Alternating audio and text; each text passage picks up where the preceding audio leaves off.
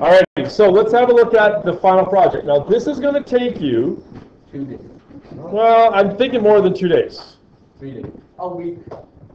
Joey, could I continue here? Okay, so your assigned project is to write a program that plays a modified game of blackjack or 21. I'm hoping that you've all played this before. If you haven't, I'll get the cards out and we'll have a couple of rounds, kind of, right? Yeah, I have no idea how to blackjack Okay, thank you, yeah. All right, so same game, 21. What is this? I'll get the cards out and I'll show you. Okay? The user will input a set amount of money that they are willing to start with. This is called their bankroll. Okay? Each hand the user goes first. I repeat, each hand the user goes first. They are asked to input their bet for that hand. The bet is different than the bankroll, right? You start off with $100 and you might bet with $5 at a time. James, I need you to listen so that you understand what the assignment is. Ladies, listen. Have a seat there. Come on. Okay? Now their bet cannot be more than their bankroll, so you have to check for that. They are given a card, a random number between 1 and 10, and they are asked if they want to hit or get another card or stay. Just hang on, Ben. Just hang on, Ben. Did you have this, yes? No? Okay, here, take that. Just hang on. Okay? So they're asked if they want to hit or if they want to stay.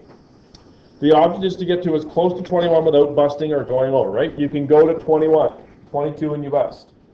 Once the user has finished, the computer will select cards. I've had many students over the years that go user card, computer card, user card, computer card. No. User does all their hand. They try to get as close to 21 as possible, and then it's the computer's turn. Okay? Make sure you do it that way. The program will display each computer card. The program must keep taking cards until it gets 17 or over. Okay, that's called a hard 17. If they have 17, they must stop. Okay? They must stop once they get to 17. So in other words, if you have 18 and they have 17, you win. Do you have one of these? Absolutely. Okay. Pardon me? Whichever hand is closer to 21 wins. I'm explaining how this works. Okay. If the program wins, the player loses their bet. If the player wins, they get their bet back and win the same amount. If there's a tie, the player gets their bet back but no winnings. You may need to use a nested if structure, if inside an if, or more than one if. So here's an example. The player has a $50 bankroll and bets $10. If they lose, they now have 40. They lose their $10. If they win, they have 60 because they win their bet plus their bet back. So they get $20. If they tie, they have 50. Your program must feature documentation. You must hand in either a detailed pseudocode or a detailed flowchart, which I have provided here for you, a form to fill in, which you're going to do before you get a laptop today. Okay. You must hand in either detailed pseudocode or detailed flowchart. Your pseudocode must be checked before starting in the code. Here is a sample run. I'm going to give you creative freedom on what it actually looks like. Okay? Here's an example. How much money do you have for a bankroll? I have $100. Hand number 1. What you have an 8, the dealer has a 6. So you will notice that you pick your cards before you bet, because if you have a good card, you might bet more. Okay? That's something I'll be looking for, James. Do you show the cards before you bet? Okay? So this is entered. My bet, $10 is entered. Do you wish to stay or hit? Now, obviously, if you have an 8, you're going to hit. You're going to get another card. Okay? So I get a 4, and my total is 12. I don't do another bet. Quinn? I asked, do you want to stay or hit? I selected a hit, and I got a 7, and my total is 19. At that point, the user is likely going to say, I'm going to stay.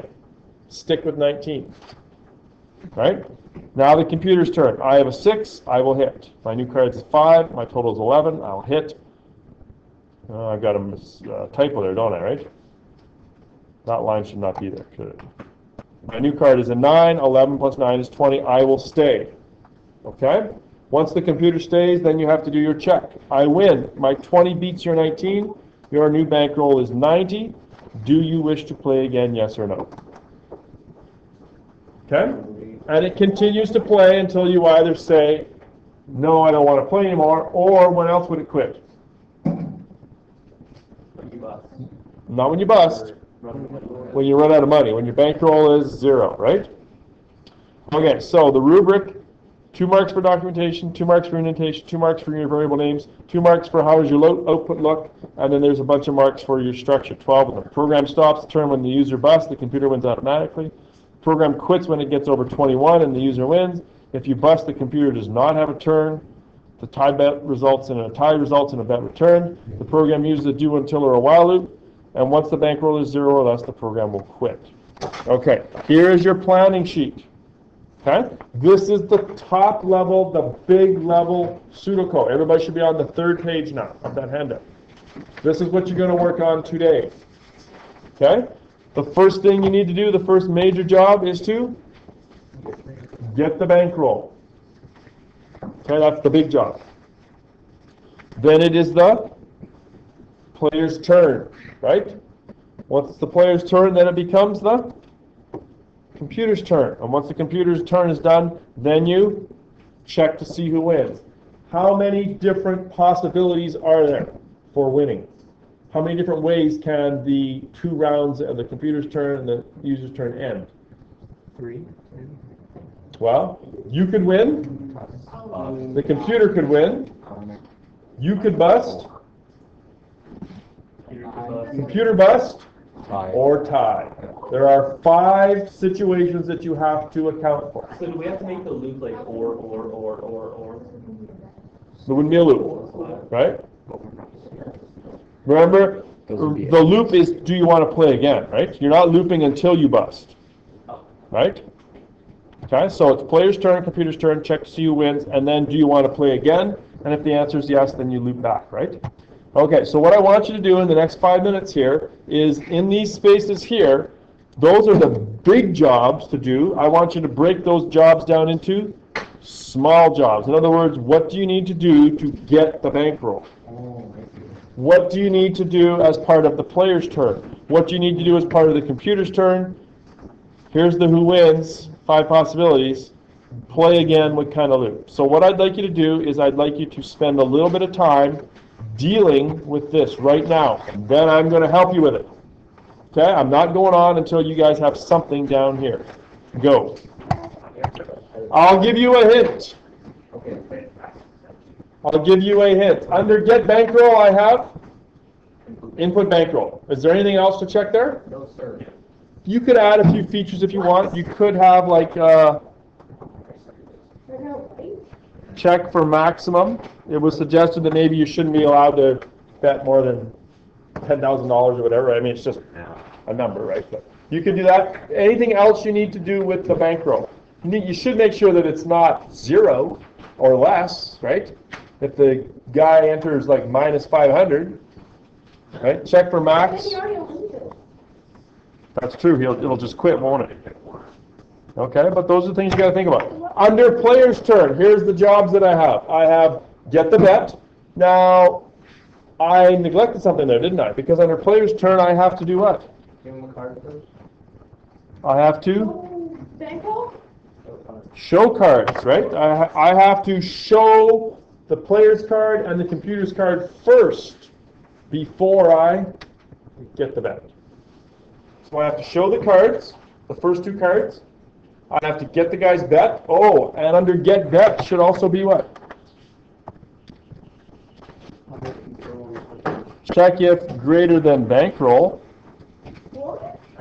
You can't bet more than what you got, right? Check if greater than the bankroll. Make sure that it's also greater than 0. You can't let them bet a negative value. You have to check if the bet is bigger than 0. Well, you just said I don't get it. Quit. I'm going through it right now. Okay, well, let's just listen. Check to see if the bet is greater than the bankroll. Check to see if the bet is greater than 0. Get the card. We have to add it to the total. In fact, after add to the total, I should also have print total, shouldn't I?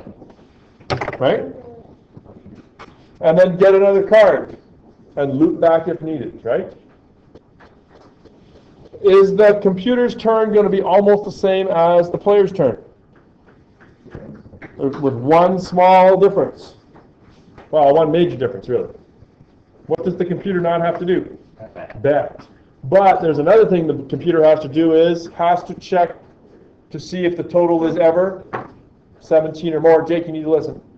Right? Because if it gets to 17, then it's 17 is like the user staying, right? Standing. So the computer's turn looks like this. Get a card, add to the computer card, and determine if another card, if it's less than 17, and then loop back. Right? That's the computer's job, the computer's turn. Get the card, add it to the total. Oh, in fact, I need to add in here. Print the card, right? Determine if another card is needed, and if so, then loop back.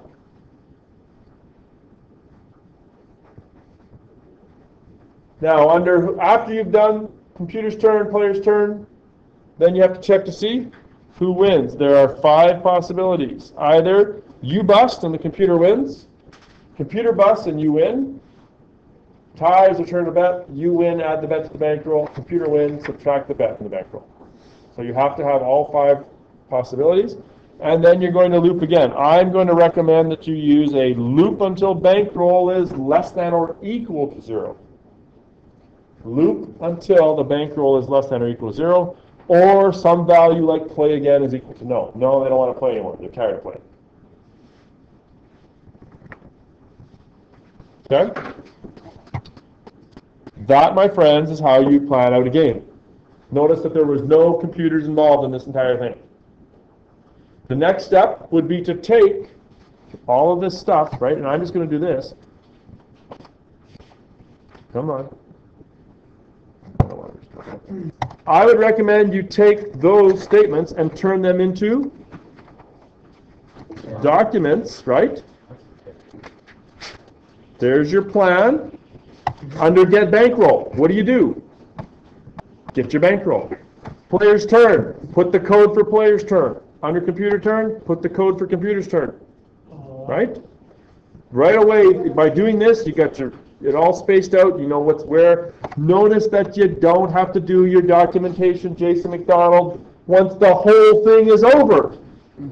Because it's already done. The first thing you should do is documentation, not the last thing. Okay? It's important. Now it's easy. You know exactly what to do, what step. You don't have to think it through. Okay? So, you can get a laptop now. I'll give you a date for the project in the near future. Some of you still need to work on some hand-ins. It'll be a whole week of work period. What do we loop until bankroll is equal to or less than 0? Less than or equal to 0, or the play again is no.